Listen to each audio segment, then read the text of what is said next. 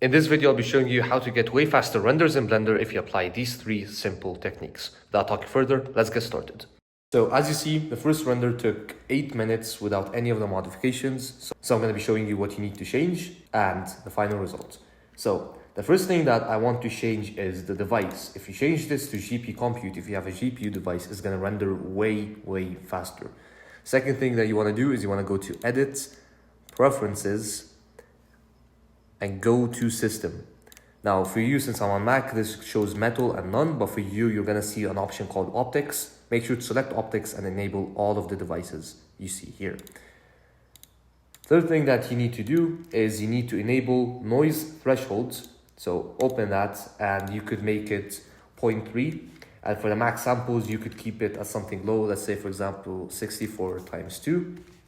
So that's 128. And the resolution, you could increase the resolution. That's going to counter or compensate for the lack of samples. Now, if you render and render image, as you see, it only took 1 minute and 15 seconds. That's a huge difference. Now, if you're interested in downloading this exact scene with all of the correct lightings, professional settings applied, and also 3 other scenes, I've left you a link in the description. Make sure to check it out. Besides this, see you in the next video.